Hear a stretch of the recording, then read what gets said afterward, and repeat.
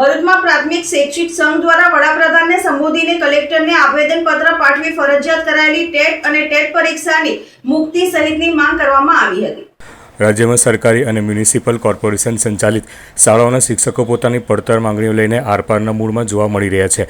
જૂની પેન્શન યોજના ફરી લાગુ કરવા અને ફરજિયાત કરેલી ટેટ તેમજ ટેટ પરીક્ષામાંથી મુક્તિ મેળવવા માટે સમગ્ર રાજ્યમાં વિરોધ પ્રદર્શનનો દોર શરૂ થયો છે, જે અંતર્ગત ભરૂચમાં પ્રાથમિક શૈક્ષિક મહાસંઘ દ્વારા વડાપ્રધાનને સંબોધીને કલેક્ટરને આવેદનપત્ર પાઠવવામાં આવ્યું હતું। સંઘના જણાવ્યા અનુસાર વર્ષ 2009માં વિદ્યા સહાયક તરીકે ભરતી થયેલા અને બાદમાં નિયમિત થયેલા ટેટ-1 શિક્ષકોને ઉચ્ચતર પગાર ધોરણ, બઢતી અને સેવા સંબંધિત અનેક મહત્વના લાભોથી વંચિત રાખવામાં આવ્યા છે।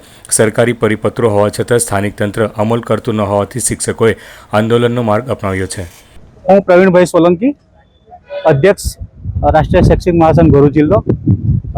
માન્ય સુપ્રીમ કોર્ટનો 29 મે 2026નો જે ચુકાદો છે એ ચુકાદા સંદર્ભે 2010 પહેલાંના તમામ શિક્ષકોને ટેટ પરીક્ષા પાસ કરવાનું એક ચુકાદો છે અને એ ચુકાદા સંદર્ભે લાખો શિક્ષકોની જે ભવિષ્યની નોકરી છે અને ભવિષ્યના જે લોકોના હિતો છે એ જોખમમાં એવી પરિસ્થિતિ છે, ત્યારે અખિલ ભારતીય રાષ્ટ્રીય શૈક્ષિક મહાસંઘે આખા ભારત દેશની અંદર જિલ્લા મથકોએ આવેદનપત્ર આપીને માનનીય વડાપ્રધાન અને માનનીય કેન્દ્રીય શિક્ષણ પ્રધાનને સંસદમાં એક નિયમ લાવીને અથવા તો કોઈ કાયદો બનાવીને આ પરીક્ષા રદ કરવા માટે એક વિનંતી કરતું આવેદનપત્ર આપવા માટેનો આ કાર્યક્રમ રાખેલો છે।